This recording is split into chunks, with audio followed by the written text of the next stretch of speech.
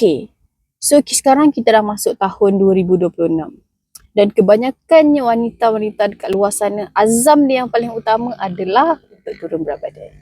Okay, so tak salah azam untuk turun berat badan tu, tapi kenapa tiap-tiap tahun kebanyakannya azam tu gagal?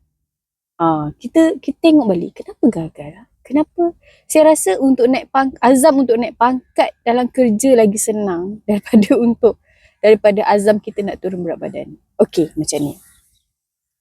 Turun berat badan ni satu perkara yang sangat mencabar. Okey?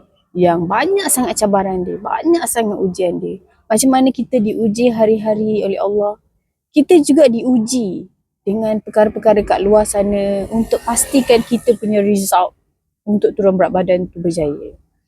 So, dugaan memang banyak, terutamanya yang bekerja. Okay? Sebab, contoh kalau kita pergi makan lunch, kita dah selalu makan dengan kawan-kawan kita yang sebelum ni.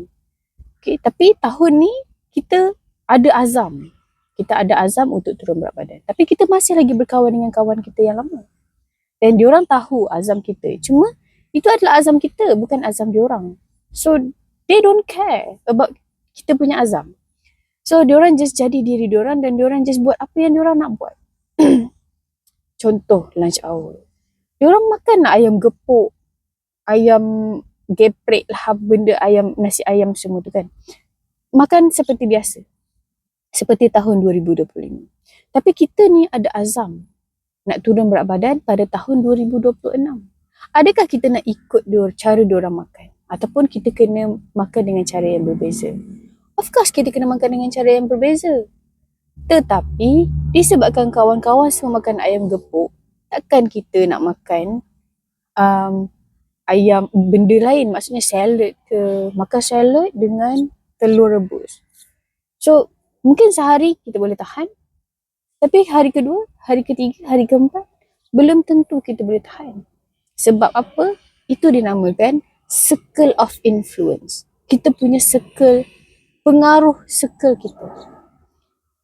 Adakah pengaruh circle kita tu yang akan mendekatkan kita dengan azam? Belum tentu. Ada, tak mustahil. Ada, tapi tak banyak. So apa yang kita perlukan sini? Kita perlukan circle yang sama-sama ada azam yang sama macam kita. So kat mana kita nak cari? So kita perlu masuk program-program yang sama. Contohnya program untuk turun berat badan, program motivation macam mana nak turun berat badan, untuk pastikan kita masih di dalam track yang sama. Okay, itu di office. Di rumah, dah penat balik kerja ni. Dah penat dah, suami nak makan, anak nak makan. Adakah kita nak masak dua jenis hidangan? Satu hidangan kita yang nak turun berat badan ni dan satu hidangan biasa untuk suami dan anak. Tak mungkin kan? Sebab satu masa. Yang kedua kita punya energi dah tak ada. Sebab kita balik kerja kan? Dengan jam lagi, dengan banyak kerja lagi, dengan stress lagi, di bos lagi. So kita tak ada banyak masa untuk fikir. So kita masak je satu hidangan. Dan kita pun makan bersama-sama dengan keluarga kita. So di situ kita nampak. Okay, kita punya azam di mana? Sebab apa? Sebab cabaran-cabaran macam ni lah yang menyebabkan kita ni kecundang. Kecundang dengan azam kita. Okay, so sepatutnya kalau kita betul-betul ada azam untuk turun berat badan, apa yang kita perlu buat? Kita perlu cari orang yang betul-betul boleh bantu kita untuk kita turun berat badan.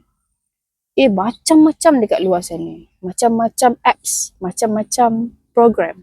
Dan ramai coach yang boleh bantu untuk turun berat badan. Cuma, untuk apps yang berbayar, kita seperti cakap dengan ChatGPT, belum tentu kita boleh ikut. Kalau kita boleh ikut pun, kita punya motivation cukuplah 3 hari. Hari keempat, confirm kita perlukan refresh motivation. Tapi dalam apps, dia tak ada motivation. Okay? Dan apps dia hanya bagi information dan calculation. Macam kalori kita. So, kalaulah andai kata kita tak ikut kalori yang dia suggest untuk kita, adakah dia akan datang rumah kita dan gendang pintu? Kenapa tak ikut? No, tak. Even call atau message pun tak. Tapi kita bayar. So, see, kita bayar just for the information and untuk calculation tu. It's not worth it. Okay? So, yang kedua, program. Yes, kita ada program. Program kat luar sana, gym, Zumba, aerobic. Okay, fine. Tapi kita kena tahu, untuk exercise, hanya 20% saja contribution untuk kita turun berat badan. Selebihnya adalah jaga pemakanan kita. Sebab tu dekat luar sana kita nampak orang jogging, orang exercise, orang main basketball, orang berlari, suddenly kena heart attack. Itu sebab apa? Luaran cantik, tapi dalaman belum tentu cantik kalau pemakanan kita tak jaga. Okay, yang ketiga, kita ada coach kat luar sana. Yes, coach. Tapi kena hati-hati dengan coach di luar sana. Kadang-kadang ada coach yang hanya mementingkan keuntungan, mementingkan kuantiti peserta. Tapi kualiti untuk servis dia tak betul-betul fokus. Okay, so pada pendapat saya, better kita cari coach yang betul-betul fokus pada kita, yang betul-betul tahu apa yang kita nak dan yang betul-betul boleh bantu kita. Okay, di samping dia boleh bantu kita, dia juga bagi motivation pada kita dan dia betul-betul ada satu cara ataupun dia ada satu kuasa yang boleh influence kita untuk betul-betul fokus pada kita punya goals. Okay, dia boleh mempengaruhi kita, dia boleh menjadikan kita apa yang kita nak untuk ataupun apa yang kita nak capai untuk tahun 2026.